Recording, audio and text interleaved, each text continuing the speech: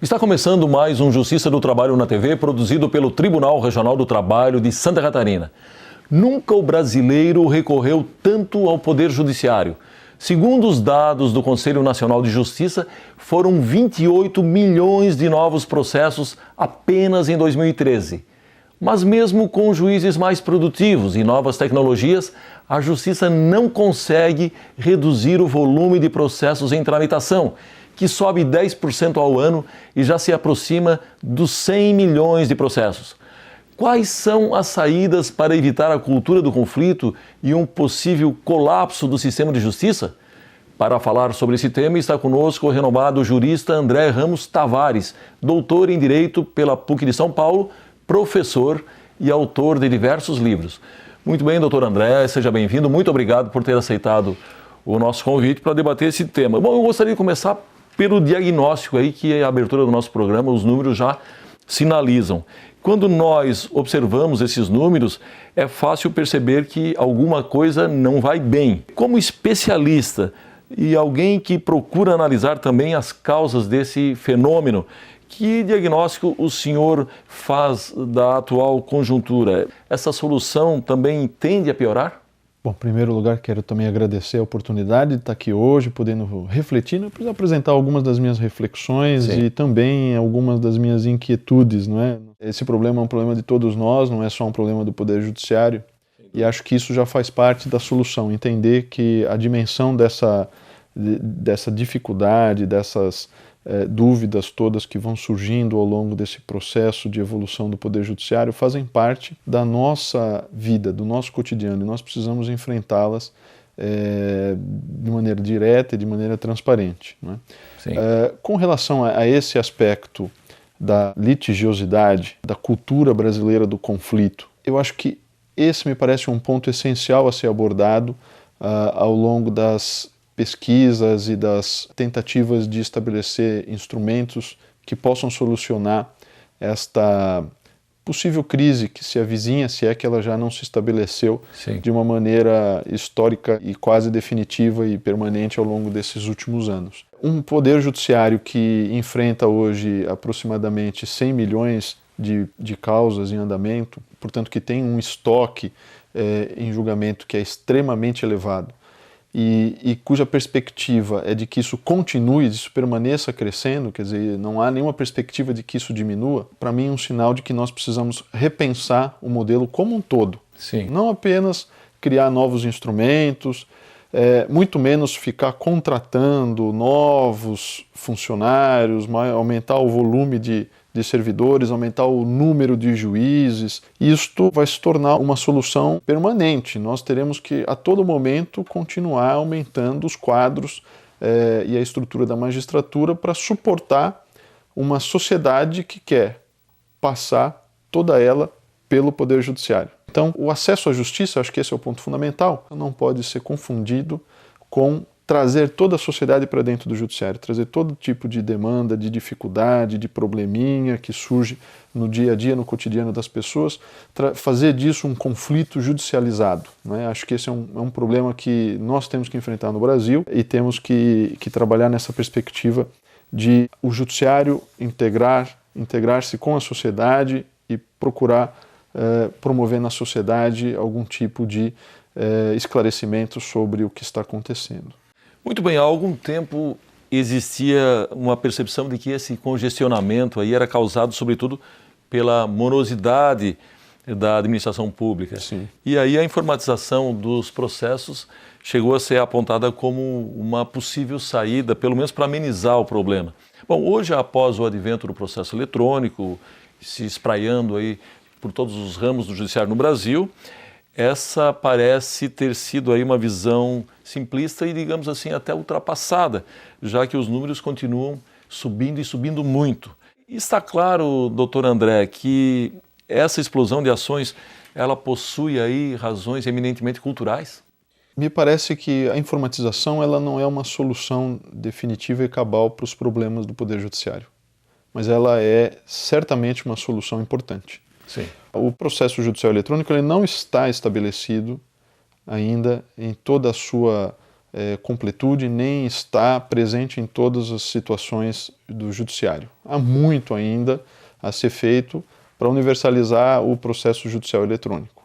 E ainda há muitas deficiências em termos de comunicação entre sistemas e de manejo do sistema pela própria advocacia, pelos demais atores do sistema judicial. Então, ele ainda não está definitivamente instalado. Portanto, nós temos ainda uma dificuldade ou alguns problemas que decorrem desse pioneirismo que ainda estamos numa fase de implementação de um processo judicial eletrônico. Isso, sem dúvida, é uma solução positiva, mas ela não vai resolver os problemas do Poder Judiciário, né? A gente tem que repensar o Poder Judiciário em termos culturais, em termos do que significa o Poder Judiciário para a sociedade. O próprio Poder Judiciário precisa entender qual é o seu papel na sociedade e quais são as suas funções para além de apenas ser um prolator de decisões. Não pode ser mais apenas aquele órgão, aquele poder que estabelece decisões judiciais sem se preocupar com o contexto no qual ele está inserido, sem se preocupar com novas alternativas, sem se preocupar em estimular soluções não judiciais de finalização das controvérsias, de pacificação das relações sociais. Então é preciso que o Poder Judiciário se redescubra em termos da sua realidade. Doutor André, esse fenômeno de excesso de demanda, de busca do judiciário, é um fenômeno tipicamente brasileiro ou ocorre também em outros tantos países? Esse excesso de demandas, eu vejo que há várias causas, né? Há um excesso de demandas porque, de fato, nós instalamos uma cultura do conflito no Brasil, em que tudo supostamente deveria ser levado ao Poder Judiciário. Também há um excesso de demandas porque no Brasil nós confundimos acesso à justiça com sempre ir à justiça, são coisas distintas. Sim. As pessoas precisam ter oportunidade de ir à justiça, mesmo que elas sejam hipossuficientes, mesmo que elas não tenham condições econômicas de fazê-lo, o Estado precisa propiciar essas condições. Isso é acesso à justiça. A justiça não pode ser cara, a justiça não pode cobrar taxas elevadas para fins de prolatar decisões. Então, isso tudo é acesso à justiça. Só que no Brasil nós acabamos um pouco confundindo, um pouco em virtude do nosso contexto histórico, o acesso à justiça com tudo deve ser levado à justiça. Isso são coisas diferentes. Então, é mais um elemento do excesso que leva ao excesso de demandas.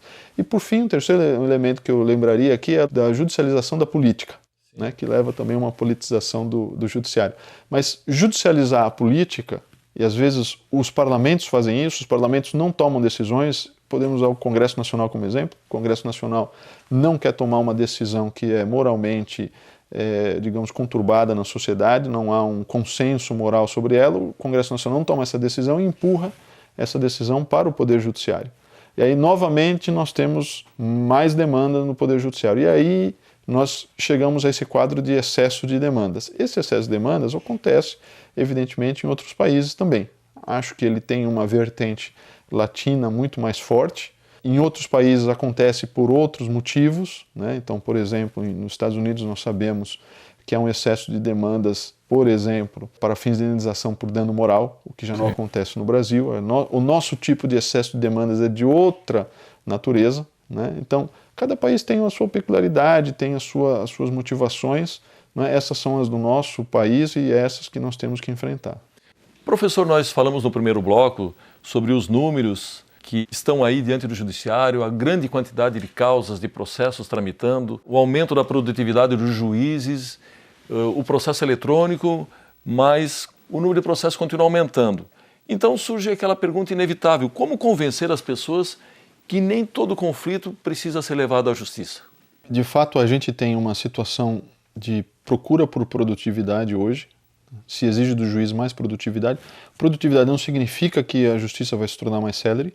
Às vezes o juiz produz muito mais, mas produz muitas decisões intermediárias, muitas decisões que não transitam em julgado, produz muitas vezes decisões longas ou faz um estudo complexo. Então, produtividade é uma coisa, celeridade é outra. De outra parte, a gente pode até ter uma justiça célere, né, mas que é uma justiça que está trabalhando com um volume exagerado de demandas. E esse é um ponto que tem sido agora objeto de maior preocupação. Como evitar que tudo que há de dificuldade na sociedade, de disputa na sociedade, acabe no Poder Judiciário?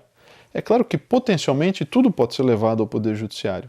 Depende, obviamente, das circunstâncias concretas, depende da vontade das partes.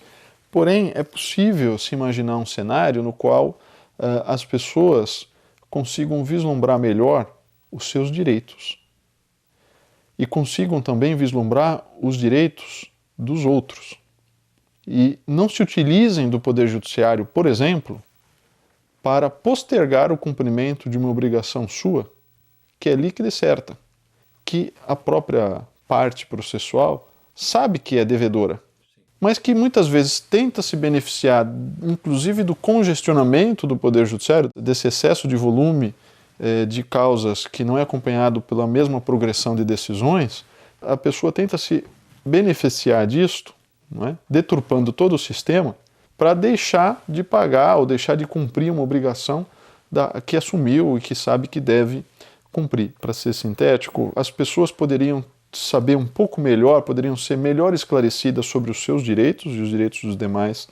Elas poderiam ter melhor esclarecimento do que o judiciário entende como sendo adequado, como sendo o certo, e isso poderia ser disseminado pelo próprio Poder Judiciário, especialmente pelo Conselho Nacional de Justiça, que poderia desempenhar ainda mais esse papel de se aproximar da sociedade para dar maior publicidade, maior conhecimento à sociedade das atividades do Judiciário. Eu acho que dentro dessa perspectiva o Conselho poderia, inclusive, dar a conhecer à sociedade melhor dos seus direitos, dos direitos de todos, de uma sociedade que não vise o conflito como um modelo de relações sociais, porque isso é muito ruim não só para o Poder Judiciário.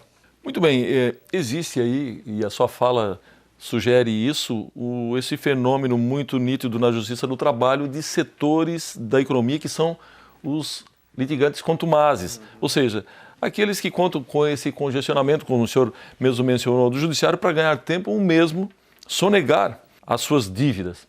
E isso seria chamado aí de litigância serial. Diante dessa realidade, começa inclusive a ganhar força em alguns círculos, ainda que pequenos, a ideia de que seria preciso começar a restringir o acesso ao judiciário. Um debate que seria impensável há algumas décadas. Quais as chances dessa tese prosperar, doutor André? Olha, de fato no Brasil nós temos uma perspectiva de acesso ao judiciário, de acesso à justiça, né? Que é a perspectiva de que se o interessado quer ir neste momento ao judiciário, ele tem que ter esse direito. E isso é considerado um direito fundamental. Então o que eu acho que nós devemos atuar num segmento de esclarecimento e num segmento mais de mudança de cultura. Agora, com relação aos grandes litigantes, com relação aos processos seriais, não é? Com relação àquilo que era chamado pelo Mauro Capelletti como o litigante profissional, não é? Ele está sempre no judiciário, ele se vale do judiciário não para a defesa dos seus direitos, ele se vale do judiciário como um direito de ter a postergação das suas obrigações por conta de uma taxa de congestionamento que o judiciário oferece, infelizmente. Então, com relação especificamente a esse tipo de ocorrência, nós temos que prever mecanismos processuais e utilizar alguns que já existem de uma maneira muito rigorosa. Por exemplo, a questão da má-fé, a questão do abuso do processo, do abuso do direito de recorrer ou dos atos processuais, muitas vezes protelatórios e nitidamente protelatórios, né? E já há mecanismos para combater isso, para evitar que se possa utilizar do Poder Judiciário para uma finalidade para a qual o Poder Judiciário não foi criado e com relação a algo que não é previsto como um direito de ninguém, que é a postergação, muitas vezes quase que infinita, né, de determinadas causas, determinadas demandas. Bom, eu gostaria de falar um pouco sobre a questão da execução administrativa. Há um consenso de que o maior gargalo da justiça é mesmo na fase da execução, na qual o Estado obriga a parte vencida a quitar a sua dívida, a pagar a sua condenação. Existe uma proposta aí de retirar essa responsabilidade de cobrança do Poder Judiciário, como acontece em alguns países, como Inglaterra e até os Estados Unidos. Como é que o senhor vê essa proposta? Vejo de uma maneira muito positiva. Acho que questões relacionadas à execução, como nós dizemos, né, depois que a parte já ganha o seu direito material, né, ela tem que executar, ou seja, ela tem que ir atrás do devedor judicialmente e obter aquilo que lhe pertence. Essa fase de execução, ela no fundo não precisaria passar pelo Poder Judiciário, né? Nós poderíamos imaginar que diversas situações nas quais o Poder Judiciário poderia ser liberado, né? Ele não deve ser um rito de passagem para resolver determinadas situações da sociedade. Se as situações podem ser resolvidas de outra maneira, como é o caso da execução, especialmente a execução fiscal, não há motivo para mim se estabelecer o Poder Judiciário como um rito de passagem, né? Tornando, portanto, o Judiciário uma espécie de burocracia, né, que vai ter que atuar necessariamente e a sociedade vai ter que procurar o Judiciário. Eu acho que isso é ruim. Isso a gente tem chamado de desjudicialização. Há diversas leis recentes que promoveram a desjudicialização, ou seja, tiraram do Poder Judiciário algo que era considerado competência e que não era competência.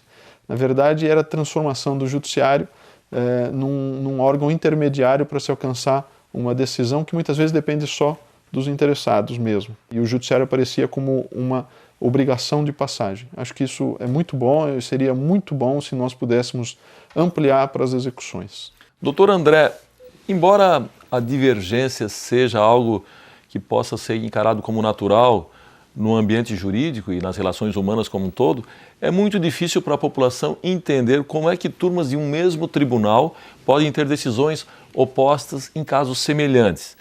A pergunta, o judiciário do futuro ele vai ter de aprender a restringir e a controlar melhor a divergência entre os juízes? A divergência é um motivo de injustiça social. Ela é percebida como uma injustiça, muitas vezes até como uma forma de agravar a desigualdade na sociedade. A divergência entre decisões para casos idênticos, e muitos deles são realmente idênticos, só as partes, o nome das partes é que muda, muitas vezes até só muda o nome de uma das partes, né? Porque é a reclamante contra a mesma reclamada. E nessas situações, o judiciário precisa, de uma maneira muito enérgica, atuar ou ter mecanismos processuais, contar com mecanismos processuais que possam efetivar uma uniformização das decisões sobre questões idênticas. Nós temos diversos mecanismos que têm esse tipo de preocupação e promovem esse tipo de unificação, né? Por quê? Porque é natural ao Poder Judiciário a fragmentação do direito. A fragmentação do direito se dá por força da livre convicção do juiz. Mas por que o juiz então tem a livre convicção? Porque isto é que lhe confere independência. E é isso também que confere a riqueza do direito. Que situações não pensadas pelo legislador, não necessariamente cogitadas pela lei, né, possam ser enquadradas em determinadas normas, possam determinadas leis serem aplicadas a situações para as quais as próprias leis não haviam imaginado o surgimento dessas questões. Então, isso é a riqueza do direito, né? Essa é toda a graça que o direito oferece para a própria sociedade, quer dizer, permitir que tudo possa ser, de alguma maneira, solucionado. O problema é que essa livre convicção, ela gera esse tipo de fragmentação do direito. Essa fragmentação não é ruim, ela é um produto, ela é um resultado de um pressuposto necessário ao direito e ao Poder Judiciário. A única restrição é que ela não pode ser levada ao infinito. Nós não podemos conviver com a fragmentação do direito de uma maneira permanente e perpétua. Não é possível que votar as duas decisões, né, juízes, muitas vezes até vizinhos, com gabinetes vizinhos, sobre as mesmas questões, eles têm pronunciamentos absolutamente distintos. Isto é saudável até determinado ponto. Depois de um determinado ponto, né, isso se torna algo a ser combatido. E aí os instrumentos são a uniformização de jurisprudência, a súmula vinculante e outras fórmulas que nós temos para evitar que se continuem tomando decisões absolutamente distintas para situações semelhantes. E aí a gente reunifica o direito, né? O direito precisa ser, em determinado momento, reunificado, porque o direito é um só, né? E o judiciário também precisa ter essa mesma perspectiva. Bom, gostaria de falar com o senhor agora um pouco sobre autocomposição. A autocomposição, ela pode ter impacto significativo na redução de processos? Sem dúvida, eu acho que essa é a solução para a taxa de congestionamento e para o volume excessivo de demandas que o judiciário hoje enfrenta no Brasil. Acho que mais do que a autocomposição, acho que a gente tem que extrapolar um pouco a questão da autocomposição como uma solução contingencial. É mais um instituto, vamos então investir em mais uma forma de tentar reduzir. Não, eu acho que mais do que isso, nós precisamos pensar num novo sistema de justiça. Nesse novo sistema de justiça precisa estar o Poder Judiciário, por óbvio, mas não apenas o Poder Judiciário, precisa estar também toda a sociedade.